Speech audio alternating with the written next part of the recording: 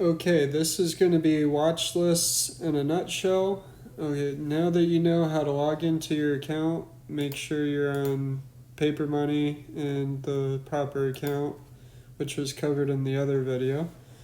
I'm going to cover creating a watch list because I feel like that's the next most important thing to know, really, before setting anything else up. So, a watch list defaults to being something that they provide. I don't remember which one it is, so I just picked one.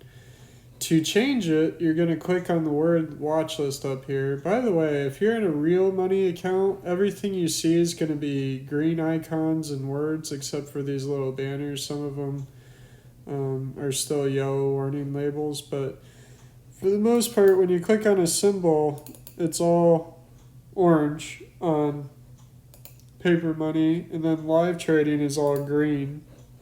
And that's your designation to know which account you're on. Anyways, watch list, you're going to click on this back arrow and get back to this screen. So if you don't start on this screen, you want to get back to this one. So when you first set up your first watch list, if you already see this screen, then there's no back arrow to push. You're going to say create new watch list and just give it a name. And then click on next. I typically make mine a quarter at a time because you're going to be doing different trades for each quarter. So if you want to be able to go back in time and look at things you traded last quarter or a year ago on the same quarter, it kind of makes it a place where you can archive it. Or you can just keep a running watch list. Once you do, you can type in what they call a ticker symbol. A ticker symbol is an abbreviation for the company name as far as how the market recognizes it. So for Apple, it's AAPL, and that's Apple Inc. When you click on the green plus, that will add it to the watch list. It's going to show up as AAPL. It's not going to show up as Apple Inc. I guess they expect you to remember it. Some names are pretty long, like TSCO is Tractor Supply Company. That would be very long to add to it. Whenever you click on the green pluses, it's going to automatically put it at the top of the list. So if you're wanting to do your list in a specific order, you should start with the one you want at the bottom and work your way up to the top. So kind of hard. Otherwise, you have to grab these three little lines, little hamburger icons, and drag and pull it down with your finger to reorder them. Let's add another one here. This is Google. These are just pretty big name stocks.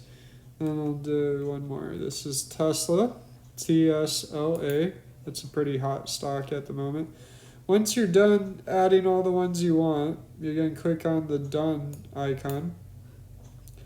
Now that they're here, you can add new symbols. If you're just going to add one really quickly, you tap on the search symbol button up here and you type something in. So let's say Amazon, and your recently searched ones are what automatically show up before. Like if I click on it again, you'll see Amazon, Tisco, Tesla, Team. Those are all ones I've searched recently. Once you're on this page here, whether it's the chart, the news, the options, it'll be whichever one you left off on. To add it to your list, you're going to click this paper icon with a plus on it, and that puts it over here. If you want to take one off really quickly, you just click on it, and then click on the minus. And if you want to bring it back, you click on the plus. Interestingly, whenever you click on a plus here, it puts it at the bottom of the list, where if you add it in the edit screen, it adds it to the top of the list. Don't know why, it just does. If you want to go back and change your list to a different list, you could click on watch list, create a new list, or because you're under the personal tab here, you'll see all your personal lists. If you're on this page, because you clicked on somebody else's, to get back to the ones you made yourself, you would click on personal and then the one you're looking for, and it will show up. If you want to edit this one again on an iPad, you're going to grab this little bar right here and you're going to slide it over and you're going to edit, and that will give you the ability to delete the watch list, or you can delete just a single stock in the watch list by clicking the minus icon and then delete. If you decided you hit the wrong one, you can also reorder them right here. So if I want to change the order later, I actually do my personal watch list based on the way the positions show up. So for positions, it always defaults it to being alphabetically ordered. So I've started making my watch list alphabetical to match my current trades, so it's easy to find, easy to look for. And then on the very top, I have SPX. So yeah, apparently my do not disturb did not work properly. So anyways, the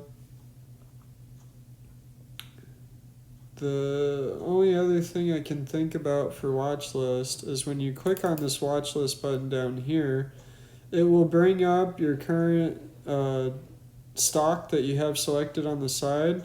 If you've come straight from the dashboard and you hit watch list, what it does is it does this weird bringing it over thing. And then when you click on it, it will show something. It pulls it up weird. So usually if you're on the dashboard and you log in for the first time to get to the watch list, the purpose of the watch list is to keep track of the stocks that you're looking at and the ones that you're going to be actively trading right now. So the ones you're actively trading and ones you think you might start actively trading will end up in your watch list, where you can click on them really fast to get to the chart where you can buy and sell and see what's happening. And I'll show how to work the charts later. And it also brings up the option chains and all of that. So that is your watch list in a nutshell.